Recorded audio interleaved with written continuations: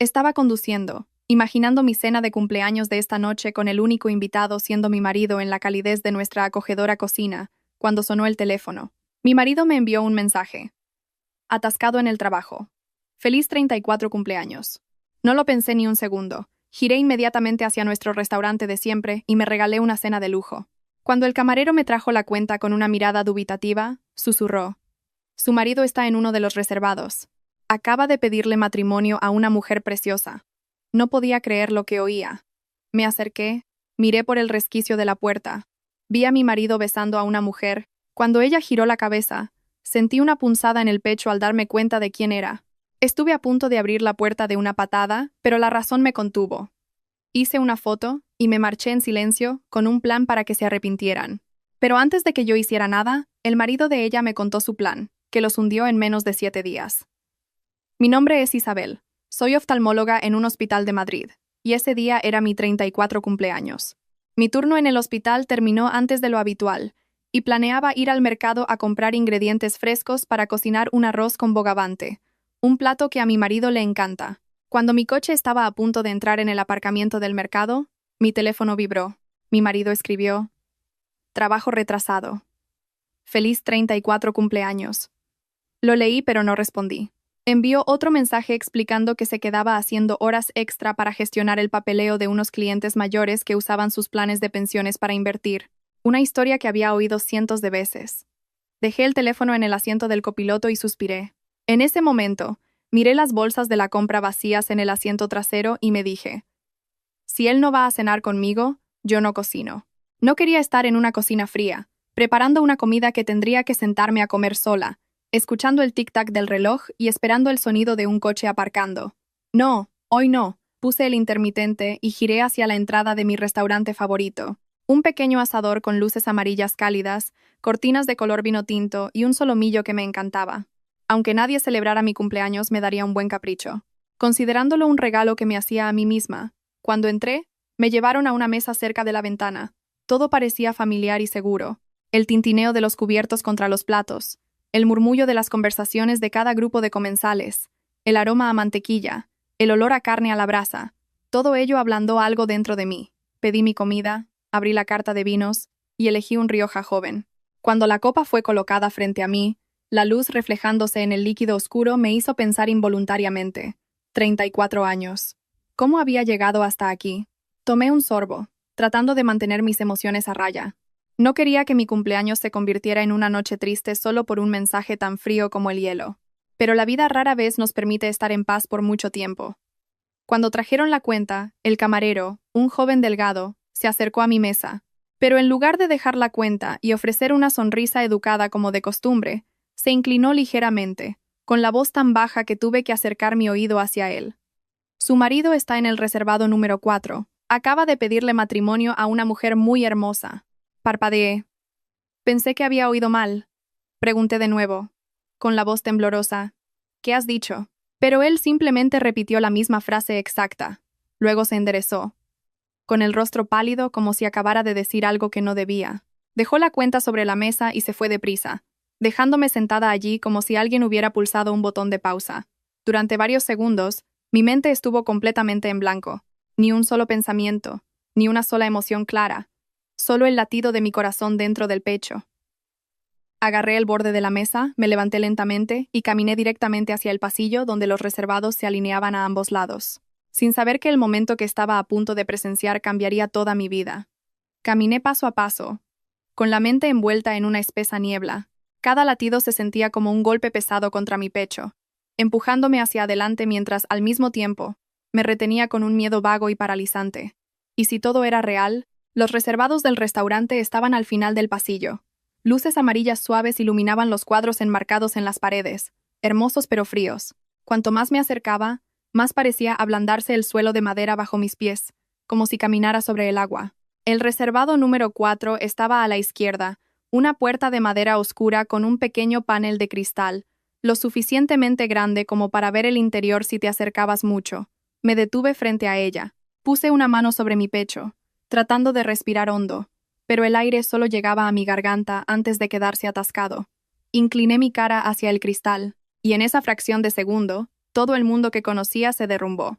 Javier estaba de pie muy cerca de una mujer, su cuerpo presionado contra el de ella de una manera familiar, el tipo de intimidad que solo las personas enamoradas, o que se han amado profundamente, pueden tener. Se inclinó y le dio un beso lento en los labios. No un beso robado, no un beso impulsado por el alcohol, sino el beso de un hombre feliz, sin cargas, sin rastro de culpa en su corazón.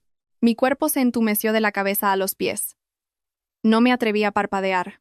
Entonces, como si algo atrajera mi mirada hacia la derecha, la mujer giró suavemente la cabeza. Un suave mechón de pelo castaño se deslizó sobre su hombro, revelando un rostro tan familiar que casi me reí de la crueldad del destino. Valeria, la esposa de mi primo Marcos, la mujer que vivía con un marido que toda la familia creía que había quedado paralítico tras un ictus, hacía 8 meses. La mujer que se había sentado durante horas junto a su cama de hospital, limpiándole la cara, dándole de comer potitos, invitando a los parientes a visitarlo, sonriendo como si la vida le hubiera enseñado a sacrificarse sin condiciones. Me quedé helada, sintiendo como si alguien me hubiera golpeado directamente en el pecho con un martillo de hierro. Ambos, mi marido y la esposa de mi primo, estaban aquí, en el reservado número 4, creando tranquilamente un mundo al que ni mi primo ni yo habíamos sido invitados. En ese momento, mi mente intentó desesperadamente encontrar otra forma de entender lo que estaba sucediendo. Quizás era solo un error momentáneo. Quizás lo había visto mal. El ángulo de visión era demasiado estrecho. Los reflejos de la luz lo distorsionaban todo.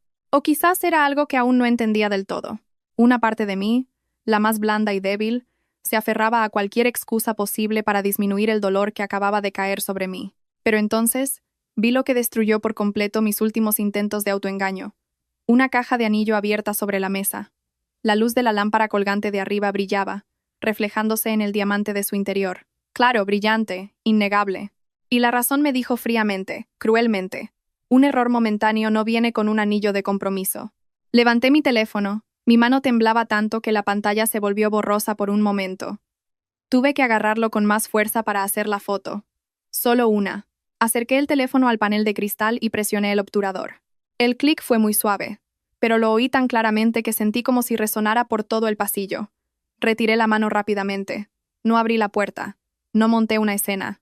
No grité. Simplemente me di la vuelta, erguí la espalda y salí del restaurante con pasos tan ligeros que eran casi irreales.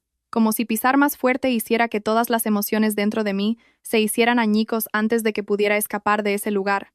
Y cuando la puerta del restaurante se cerró detrás de mí, supe que mi vida nunca volvería a ser como antes. Salí al aparcamiento, sintiendo que mis pies ya no tocaban el suelo. Las farolas se reflejaban en la carrocería del coche, su brillo borroso a través de mis ojos escocidos. Abrí la puerta, me senté en el asiento del conductor, pero tardé casi un minuto en recordar que tenía que arrancar el motor y marcharme. Mi mano en el volante estaba tan fría que parecía que agarraba un bloque de metal en pleno invierno. Me incorporé a la carretera principal y, en apenas unos cientos de metros, mi corazón seguía resonando como el martilleo de un mazo, constante, pesado, haciéndome apretar los dientes solo para mantener la calma. Cogí mi teléfono, mis dedos temblaban tanto que desbloquear la pantalla se convirtió en una tarea. Quería llamar a mi primo Marcos. Quería contarle todo, que su esposa, la mujer que toda la familia veía como un símbolo de sacrificio, acababa de estar en el reservado número 4 con mi marido, besándolo como dos personas que empiezan una nueva vida. Quería decirlo todo. Quería gritar. Quería enseñarle la foto y preguntar: ¿te mereces esto? Pero cuando me desplacé hasta la letra M en mis contactos, mi dedo se congeló. Tragué el nudo en mi garganta y dejé el teléfono en el asiento como si estuviera demasiado caliente para sostenerlo un segundo más. Seguí conduciendo, y, ni 3 minutos después, lo cogí de nuevo. Toqué su nombre. Luego dudé. Luego lo dejé otra vez. Repetí ese estúpido ciclo más veces de las que podía contar durante todo el trayecto desde el restaurante hasta casa, como alguien que intenta aferrarse a algo invisible, con miedo de ser ella quien lo rompiera. Porque en ese momento, las imágenes de Valeria de los últimos 8 meses volvieron de golpe. Ella de pie detrás de la silla de ruedas de Marcos en la comida de Navidad, su pequeña figura inclinándose pacientemente para empujarlo paso a paso. Cada vez que alguien preguntaba si Marcos mejoraba, Valeria respondía por él, con la voz tensa, como si estuviera agotada de tanto esforzarse por ser una esposa devota. Le secaba el sudor de la frente, le ajustaba la manta sobre los hombros, lo abrazaba por detrás cuando la silla se atascaba en un escalón. Cada gesto era tan tierno que hacía que todos en la familia la adoraran, algunos incluso más que a Marcos.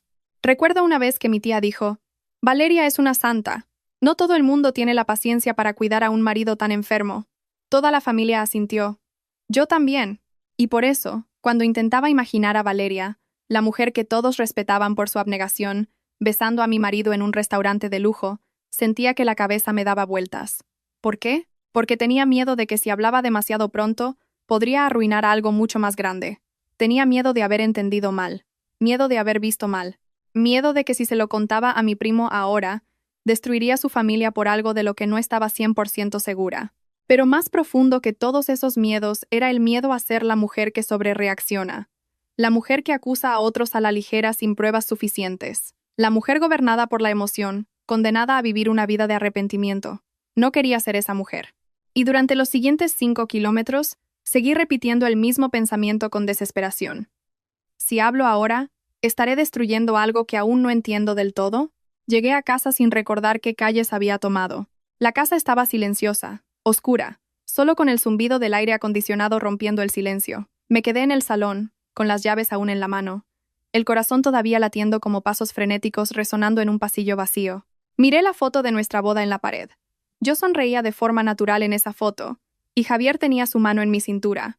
Sus ojos parecían no poder apartarse de mí. Cada imagen hermosa, cada promesa, cada vez que había confiado en él, de repente se hizo añicos. Dejé el bolso, entré en el dormitorio, y encendí las luces con fuerza, como si pudiera expulsar la oscuridad de mi mente.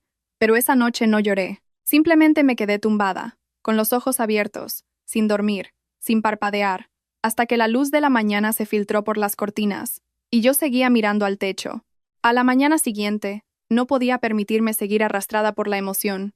Necesitaba a alguien neutral, alguien ajeno a estas relaciones enredadas, alguien que se centrara solo en la verdad y en mi estado mental sin juzgar. Así que envié un mensaje para reservar una sesión con Sara, la terapeuta que había visto un par de veces hacía unos años. Sara rondaba los 60. Su voz era suave pero afilada como una cuchilla fina. El tipo de persona que podía mirarte durante 5 segundos y saber exactamente lo que escondías. Llegué a su consulta a primera hora de la mañana. Su despacho estaba en la tercera planta de un edificio antiguo, con un ligero aroma a aceite de lavanda, paredes con cuadros de paisajes y una iluminación lo suficientemente tenue como para crear una sensación de seguridad. Estaba sentada frente a mí, sosteniendo un cuaderno de cuero marrón, con la mirada firme y paciente, como si ya supiera que traía una historia que no sería fácil de contar. En cuanto me senté, Sara solo hizo una pregunta. ¿Por dónde quieres empezar? Eso fue todo. Sin presiones, sin prisas, pero esa pregunta pareció desbloquear algo en mi pecho. Le conté todo, desde el final temprano de mi turno por la cancelación de un paciente, hasta el plan de hacer arroz con bogavante para mi cumpleaños, el mensaje de trabajo retrasado, mi decisión de darme un capricho en el restaurante, y finalmente el momento en que miré por la pequeña ventana de cristal del reservado número 4, le hablé de la foto que tomé, del momento en que me quedé helada, y de la sensación de que mi mundo entero era arrastrado a un pozo para el que no estaba preparada. Sara no interrumpió. Asentía en cada sección, tomando ocasionalmente notas muy breves, tan breves que me pregunté si estaba escribiendo lo suficiente. Pero sabía que estaba anotando exactamente lo que importaba. El temblor de mi voz, el miedo cuando mencioné a mi primo, la guerra interna cuando hablé de Valeria. Cuando terminé, Sara dejó el bolígrafo. Me miró directamente y preguntó: «Hablas mucho de Valeria, pero déjame preguntarte, ¿cómo es la personalidad de tu primo?» Esa pregunta me hizo detenerme. Luego asentí. Lo conozco bien. Siempre ha sido un hombre de principios, directo, y una vez que decide algo, nadie puede hacerle cambiar de opinión. Entonces, dijo Sara, ¿qué pasaría si se enterara de que su mujer le engaña? No necesité ni pensarlo. No la perdonaría. Sara inclinó la cabeza. ¿Y si se enterara de que tú lo sabías y no se lo dijiste? Esa pregunta atravesó la última capa de mis defensas. Tragué saliva. Tampoco me perdonaría a mí. Sara no reaccionó con fuerza. Simplemente se reclinó, dejando pasar unos segundos como si me diera espacio para enfrentar mi propia respuesta. Luego dijo suave pero firmemente: «No has venido aquí para que te diga qué hacer. Has venido para confirmar lo que ya sabes». La miré, paralizada. Sara continuó: «Ya sabes lo que tienes que hacer. Solo estás esperando que alguien te dé permiso. Pero la verdad no necesita permiso». Y esa frase, como una aguja final, despejó la niebla en mi cabeza. Sabía lo que tenía que hacer, no porque Sara lo dijera, sino porque lo había sabido desde el momento en que vi el anillo de compromiso en la mesa el día anterior. y cuando salí de su consulta, el miedo dentro de mí ya no tenía bordes afilados. Se había asentado como el agua quieta después de una tormenta. Esa tarde, conduje directamente a casa de Marcos. No avisé. No llamé. No quería ensayar palabras ni practicar una frase de apertura. Solo sabía que necesitaba verlo ahora, antes de convencerme a mí misma de no hacerlo otra vez. El cielo de Madrid al atardecer estaba pintado de un tono dorado pálido. La luz del sol se inclinaba, proyectando una falsa sensación de calma sobre lo que mis ojos estaban a punto de presenciar. El chalet de Marcos se encontraba al final de una calle tranquila con pequeños árboles a ambos lados, las hojas susurrando con el viento como si dijeran algo que no podía oír. Aparqué frente a la puerta. Mis manos sudaban tanto que tuve que secarlas en mis vaqueros 2 veces antes de tocar el timbre, pero nadie respondió. La puerta principal estaba ligeramente entreabierta. El coche de Valeria no estaba en la entrada. Supuse que estaría en uno de sus habituales tratamientos de belleza de fin de semana. Entré en el jardín trasero, donde la luz del sol se derramaba sobre el pequeño huerto lleno de romero, el favorito de Marcos. Estaba sentado allí, en una silla de ruedas negra, de cara a la valla de madera. La luz del sol resaltaba mechones grises en sus sienes, pero había algo diferente en su postura, nada que ver con la de alguien gravemente enfermo, como la familia había creído durante 8 meses. A medida que me acercaba, las ruedas de la silla de ruedas captaban la luz, y su respiración era constante. Demasiado constante para alguien con un deterioro cognitivo severo como Valeria había descrito a todo el mundo. Me paré frente a él durante unos segundos para recomponerme. Luego empecé. Le conté todo.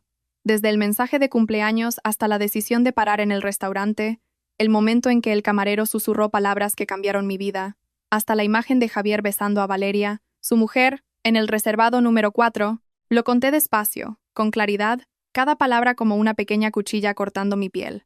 Marcos no interrumpió. No cuestionó.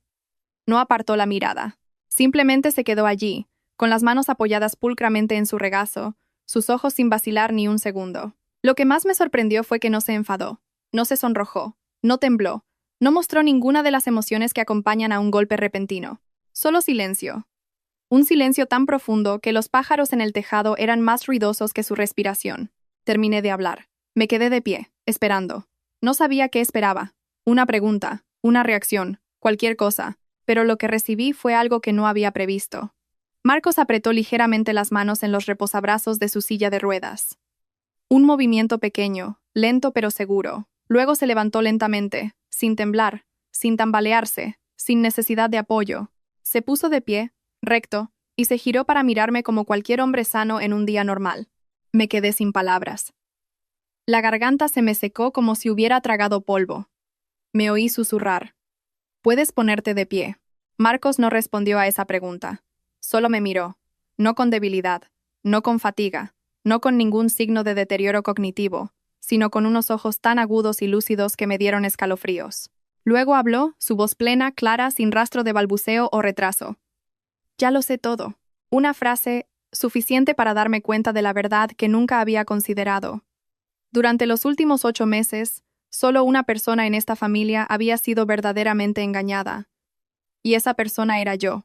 Me quedé helada ante esa afirmación mientras Marcos permanecía erguido, tranquilo, como si nunca se hubiera sentado en esa silla de ruedas. La luz de la tarde le daba en la cara, haciendo aún más clara la agudeza y lucidez que todos nosotros, parientes, amigos, incluso médicos, habíamos creído perdidas hacía mucho tiempo. Abrí la boca para hablar, pero Marcos levantó suavemente la mano, indicándome que me contuviera.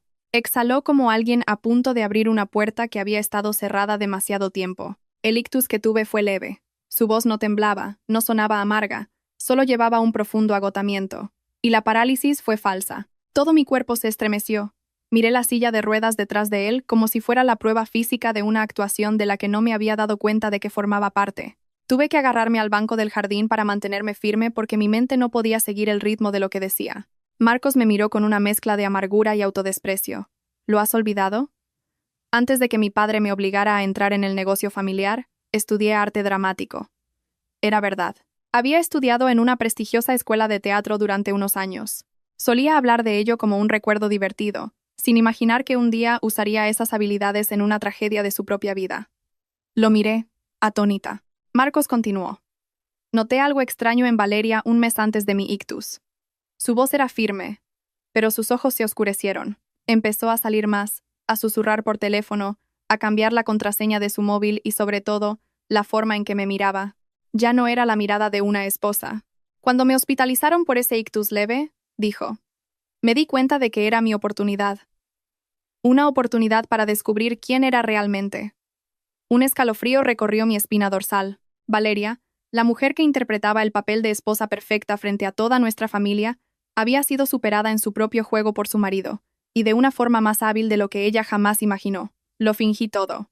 La pérdida del habla, la pérdida de la función motora. Marcos se encogió de hombros. Valeria se lo creyó de inmediato porque quería creérselo. Tuve que sentarme en el banco de piedra. Mi cabeza se inclinó como si acabara de escuchar una historia que no pertenecía al mundo real. Marcos se acercó y continuó. Cuando pensó que tenía un deterioro cognitivo, bajó la guardia. Luego explicó, con una voz tan tranquila que me heló, que durante los últimos 8 meses había contratado en secreto a un detective privado y a un abogado de divorcios. El detective le había proporcionado fotos de Valeria y Javier entrando en un hotel a las 21:47. Vídeos de ellos abrazándose en una cafetería vacía. Recibos de cenas en reservados. Fotos de ellos cogidos de la mano cuando pensaban que nadie los veía. Grabaciones de audio de citas en las que Valeria había mentido diciendo que iba a cuidar de su marido. Cada prueba era una cuchilla afilada, no cortando a Marcos, sino cortando la confianza que todos nosotros habíamos mantenido durante este tiempo. Mis manos temblaron mientras escuchaba, no por la traición, sino porque mi primo había fingido ser débil durante 8 meses seguidos, solo para ver claramente el verdadero rostro de la mujer que se acostaba a su lado cada noche. Marcos miró hacia el arbusto de romero que él mismo había plantado. Sé que esto es más grande que una infidelidad. Luego se giró hacia mí, con los ojos afilados como una cuchilla. Quiere la empresa. Y en ese momento, entendí que Valeria no solo estaba traicionando su matrimonio, estaba traicionando todo el legado familiar. Le pregunté, entonces, ¿cuál es tu plan ahora? Marcos respiró hondo, como un hombre que lo había planeado todo hace mucho tiempo. Revelarlo todo. En nuestra celebración del 12 grado aniversario. Sin vacilación, sin un ápice de duda, dijo las palabras como si hubieran sido grabadas en piedra hacía mucho tiempo. Quiero que se derrumbe exactamente donde construyó su imagen perfecta. Miré a mi primo, el hombre por el que todos habíamos sentido lástima durante los últimos 8 meses, de pie, alto, bajo la luz dorada del sol. Ya no era un hombre enfermo, sino un marido completamente despierto y listo para reclamar justicia en su propia vida. Marcos volvió a la mesa de madera y abrió un grueso cuaderno que había allí. Pasó unas cuantas páginas, deteniéndose en una sección marcada con una tira roja. Cuando volvió a hablar, su voz ya no era tan tranquila como antes. Era más profunda, más pesada, cargada de un dolor que había estado enterrado demasiado tiempo. Valeria no solo traicionó el matrimonio, contuve la respiración. Marcos me miró directamente a los ojos pronunciando cada palabra con claridad. Sobornó a un médico. Me quedé helada. Un escalofrío recorrió mi espina dorsal. ¿Qué médico? Pregunté, horrorizada. El neurólogo que firmó el diagnóstico, diciendo que tenía un deterioro cognitivo severo. Estaba tan conmocionada que tuve que agarrar el borde de la mesa de madera para mantenerme en pie. Esa afirmación fue como un martillazo en mi cabeza. Marcos me miró y continuó, con la voz inquebrantable. Valeria planeaba presentar ese informe en nuestra próxima celebración del 12 grado aniversario. Mis ojos se abrieron de par en par. Todo mi cuerpo se entumeció. Continuó. Quería ponerse de pie delante de nuestra familia y socios comerciales y declarar que ya no estaba en condiciones de dirigir la empresa. Un golpe público. Al instante, visualicé la fiesta de aniversario. Valeria subiendo al escenario, sosteniendo un micrófono, fingiendo emoción. Todos nosotros escuchando, compadeciéndonos, creyendo que Marcos estaba perdiendo lentamente la cabeza, y justo después Valeria tomaría el control de la empresa, de forma legítima, legal y con el apoyo de todos. Un plan perfecto. Si Marcos no lo hubiera descubierto a tiempo. Pasó a otra carpeta y sacó un pequeño USB negro. El investigador colocó un dispositivo de grabación bajo la silla del neurólogo. Su voz era firme y aguda. El hombre aceptó el dinero, aceptó las instrucciones, aceptó promesas de inversión. Se me secó la garganta y cuando finalmente hablé, mi voz salió ahogada. ¿Cuánto tiempo? ¿Cuánto tiempo llevas siguiendo esto? Marcos apretó el USB en su mano, no con fuerza, pero lo suficiente como para mostrar la rabia que bullía por dentro. Meses, dijo lentamente, mirándome directamente. Cada reunión, cada sobre, cada mensaje. Todo ha sido grabado. Di un paso atrás, sintiendo que el mundo a mi alrededor se había puesto patas arriba. Valeria, la mujer que lloraba junto a una cama de hospital, empujaba su silla de ruedas, se ganaba la simpatía de la familia. No solo había tenido una aventura, sino que había orquestado un plan despiadado para tomar el poder. Las cejas de Marcos se fruncieron, sus ojos se oscurecieron. Cree que soy realmente débil. Cree que no puedo contraatacar. Dio un paso más cerca. Su voz clara y fría. Pero cuando un hombre está en silencio, no significa que sea impotente. Me miró como si grabara esa verdad en mi mente. Solo significa que lo está grabando todo. Esa frase resonó en mi cabeza como el sonido de una puerta cerrándose de golpe. El jardín a nuestro alrededor se quedó en completo silencio, solo el viento rozando suavemente las hojas de romero.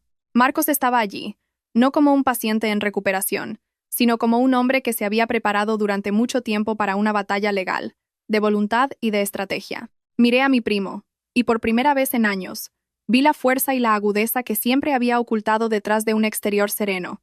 No tenía miedo de Valeria, no tenía miedo de ser engañado de nuevo, solo esperaba el momento adecuado para exponerlo todo. Marcos me miró, su voz baja, pero lo suficiente como para darme escalofríos. Isabel, tienes que irte a casa. Fruncí el ceño. Ahora, asintió. Tienes que seguir interpretando el papel de una esposa que no sabe nada. Abrí la boca para decir que no estaba segura de poder hacerlo, pero Marcos habló antes de que pudiera articular las palabras. Si Javier se da cuenta de que lo has descubierto, borrará todo. Su voz era tranquila, pero oí la advertencia detrás de ella. No una advertencia de peligro, sino de una verdad que podría perderse para siempre si daba un solo paso en falso. Sentí un frío recorrer mi espalda. Javier, el hombre que solía abrazarme cada noche, que una vez dijo que le encantaba cómo hacía el arroz con bogavante, era ahora alguien que podría borrar todo rastro de su aventura si la más mínima señal lo alertaba. Marcos me puso una mano en el hombro, apretando suavemente. No para consolar, sino para recordarme que ahora formaba parte de algo mucho más grande que mi propio matrimonio. Tienes que actuar, dijo, como he actuado yo durante los últimos 8 meses. Respiré hondo y asentí. Esa noche, volví a casa como si nada hubiera pasado. Sin preguntas curiosas, sin ninguna pista de que acababa de ver a mi marido pedirle matrimonio a otra mujer. Abrí la nevera. Lavé verduras. Encendí el fuego. Cada pequeña acción realizada lenta, cuidadosamente, con una mirada deliberadamente normal. Cociné la cena que sabía que a Javier le gustaba. Algo sencillo. Pasta al pesto, ensalada y un poco de pan tostado. Olí el ajo que subía de la sartén, pero en lugar de calidez, me hizo sentir como si estuviera repitiendo un viejo papel en una cocina familiar. Cuando Javier entró, se quitó el abrigo, sonrió. Esa misma sonrisa de mi marido, tan familiar que si no lo hubiera visto besar a Valeria ayer, podría haber creído que era inocente. Me volví hacia él y sonreí suavemente. Ya estás en casa. ¿Qué tal el trabajo hoy? La pregunta más ordinaria que podía hacer. Y esta vez, la usé como una máscara. Javier se sentó, compartió algunas anécdotas inofensivas del trabajo. Nada real, nada significativo. Asentí, añadí sal a la olla, y me convertí en la esposa que él todavía creía tener bajo control. Cuando nos sentamos a cenar, dije una frase que había preparado de antemano. Una frase que sonaba casual, muy simple.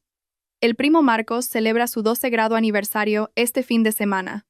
Nos han invitado, por un solo segundo, un momento fugaz. La expresión de Javier cambió, pero lo vi claramente.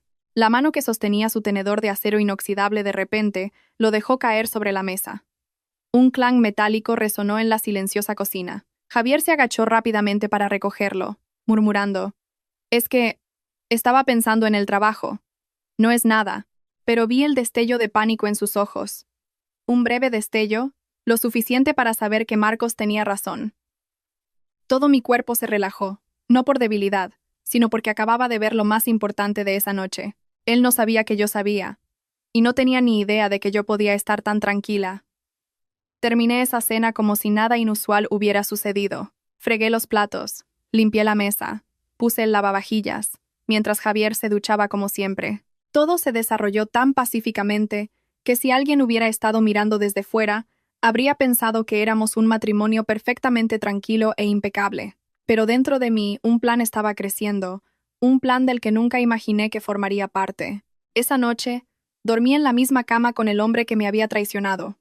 Me rodeó con su brazo como siempre, pero por primera vez en mi vida, No sentí calor en ese abrazo. Me quedé quieta, con los ojos cerrados, respirando uniformemente para hacerle creer que no sabía nada. Pero a la mañana siguiente, tan pronto como la luz del sol tocó el borde de la cortina, abrí los ojos con un objetivo claro en mente. Hoy, vería a un abogado. Conduje hasta el bufete que Marcos había contratado. Era un pequeño edificio de ladrillo rojo, no llamativo como las grandes firmas de Madrid, sino discreto, práctico y lleno de experiencia. Exactamente el tipo de lugar que alguien como Marcos elegiría para una estrategia silenciosa pero decisiva. El abogado me recibió en una pequeña sala de reuniones con una iluminación suave, una larga mesa de madera y estanterías llenas de expedientes legales. Tendría unos 50 y pocos años, pelo canoso, ojos agudos, y una voz tranquila y mesurada. El tipo de hombre que nunca deja que la emoción interfiera en su trabajo, comenzó. Marcos me ha hablado de usted, y entiendo por qué está aquí hoy. Asentí. Mi mano agarraba mi bolso como si fuera lo único que me impedía caer en un vacío. Le conté todo, desde la imagen en el reservado número 4 hasta el plan de Valeria de anunciar documentos médicos falsos en la celebración del aniversario. Le conté cómo había actuado como una esposa normal. Incluso le conté el momento en que a Javier se le cayó el tenedor anoche. El abogado no se sorprendió. No entró en pánico. Simplemente hizo una serie de preguntas cortas, cada una dirigida únicamente a confirmar hechos. ¿Tiene una foto? ¿Puede dar una cronología clara? ¿Se lo ha contado a alguien además de a Marcos? Y cuando respondí no, asintió levemente. Bien. Necesitamos mantener todas las pruebas intactas hasta el momento adecuado. Abrió su maletín y sacó una pila de papeles cuidadosamente grapados. Los reconocí de inmediato. Papeles de divorcio. Los deslizó hacia mí. Quiero que los firme primero, pero aún no los presentaremos. Miré el papel, la línea de la firma cerca de la parte inferior. Una parte de mí tembló, la otra se sintió extrañamente tranquila.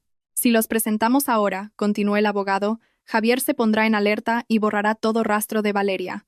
Recordé las palabras de Marcos. Si Javier se entera, lo borrará todo. Y ahora, escuchar la misma advertencia del abogado lo hizo más aterrador que nunca. Cogí el bolígrafo, firmé. Mi nombre apareció claramente en la página como un corte, pero uno que era necesario para salvarme. El abogado recogió los papeles, colocándolos cuidadosamente de nuevo en la carpeta.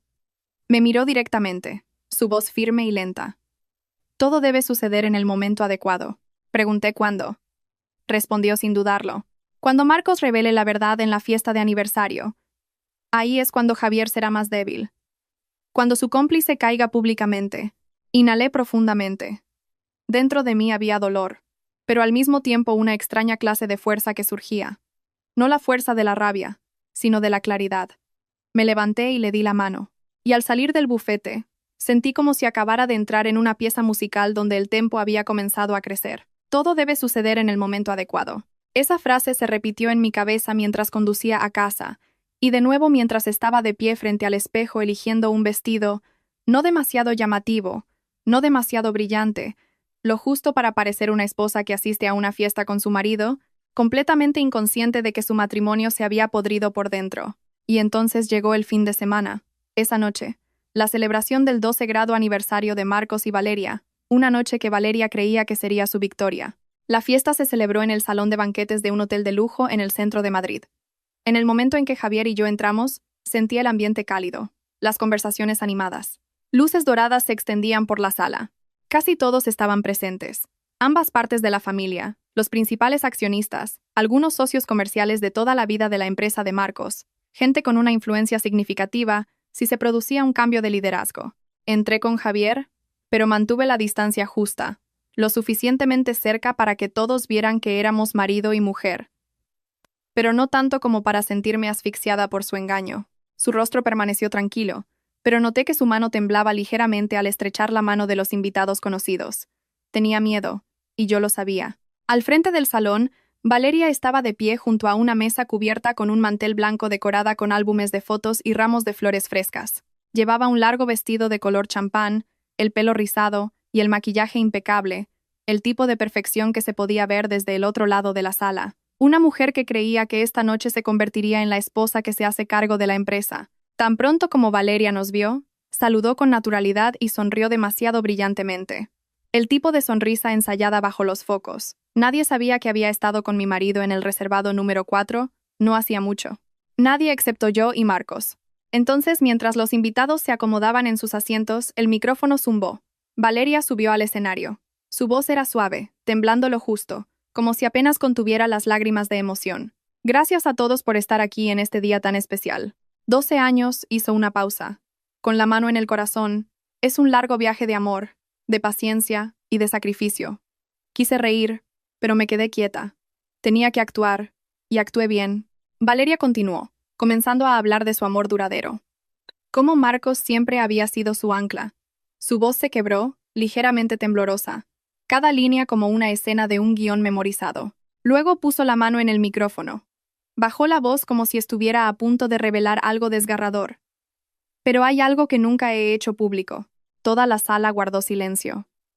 Valeria suspiró, con los ojos enrojecidos. El look perfecto de lágrimas hermosas. Sin rímel corrido, sin desorden. A Marcos, dijo.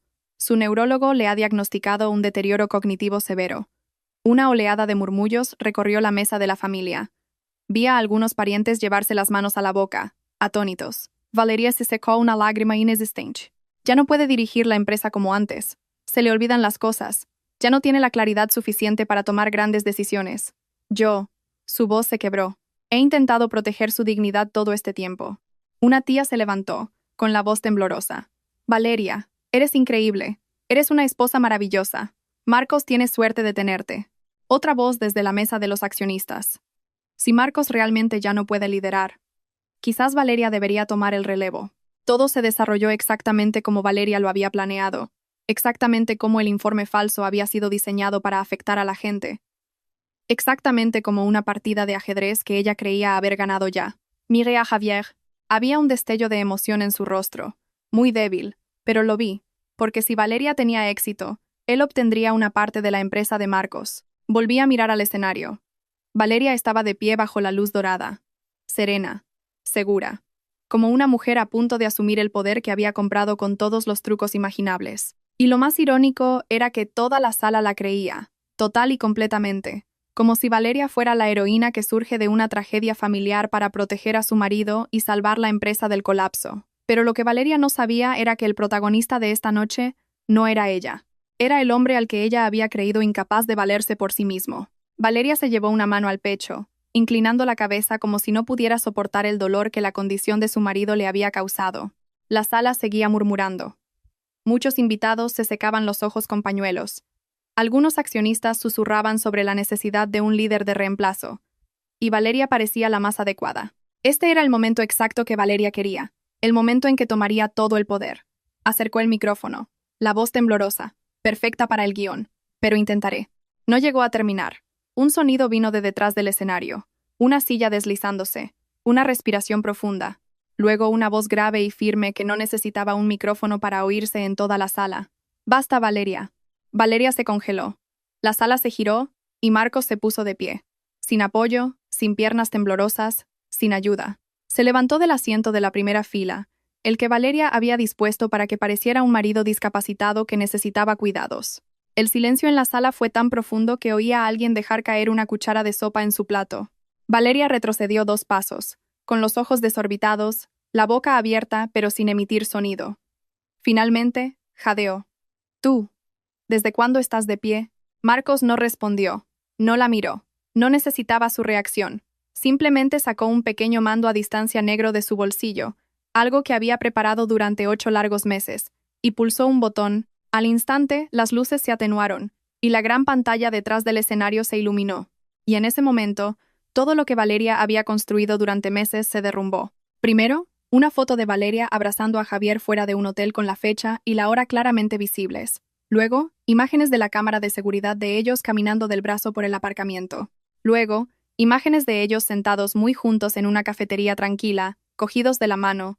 Luego, un recibo de restaurante por un reservado cargado a la tarjeta de Valeria. Los murmullos aumentaron. Luego se convirtieron en jadeos. Luego en una respiración airada y disgustada. Valeria negó con la cabeza una y otra vez, su peinado perfecto comenzando a deshacerse. No, esto es un malentendido. Es. Pero no llegó a inventar más porque se reprodujo una grabación de voz. No está lúcido. Ya he ajustado el informe. Solo tienes que anunciarlo en el momento adecuado. La voz del médico. Luego bajó, temblorosa, con la respiración entrecortada como en un interrogatorio. Yo acepté el dinero. Hice lo que Valeria me pidió. Asumo toda la responsabilidad. La sala quedó en silencio sepulcral. Una tía se levantó y se dirigió furiosa hacia el escenario. Nadie pudo detenerla.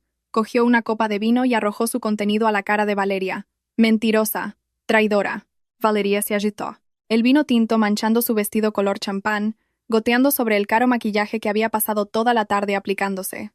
El caos estalló. Varios miembros de la familia se levantaron gritando. Un viejo accionista comenzó a llorar, abrumado por la traición, y entonces 2 agentes de policía uniformados entraron por las puertas traseras del salón. Caminaron directamente hacia el escenario sin dudar. Valeria Rojas. Se le requiere para cooperar en un interrogatorio por cargos de soborno a un médico y conspiración para cometer estafa. Valeria se quedó sin fuerzas, como si sus piernas hubieran perdido toda la fuerza.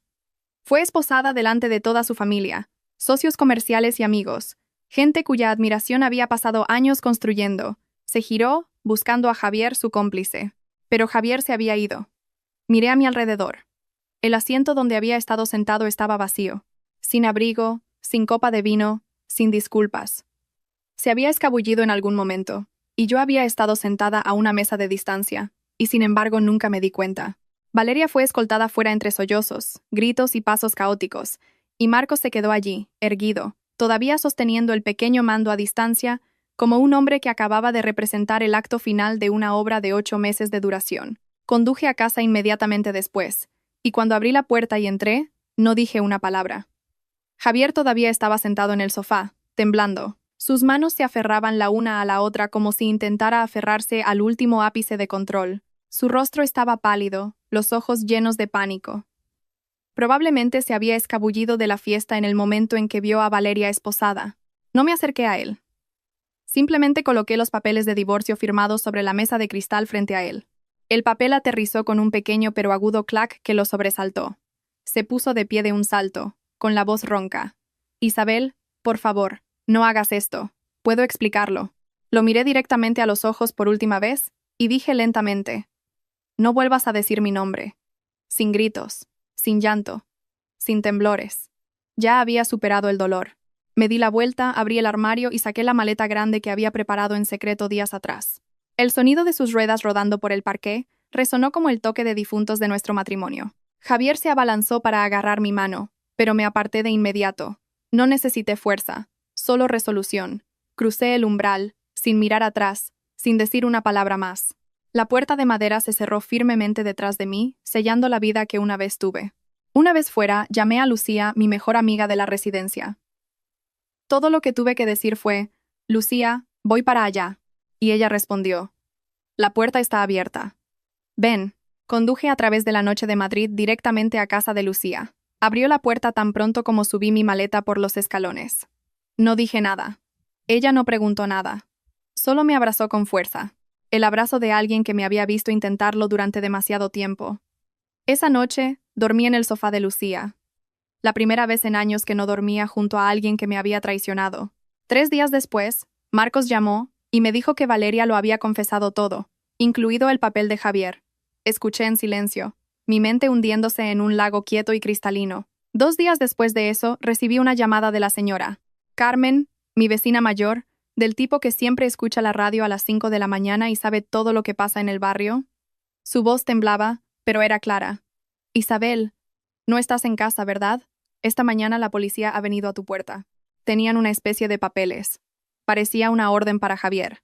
2 agentes se lo llevaron justo después. Tenía una pinta terrible. Salí al balcón de Lucía, con el teléfono apretado en la mano. Le di las gracias y colgué.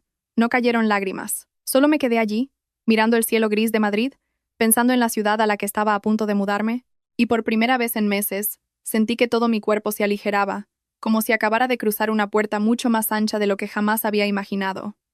Había perdido mucho, pero a cambio me había encontrado a mí misma de nuevo.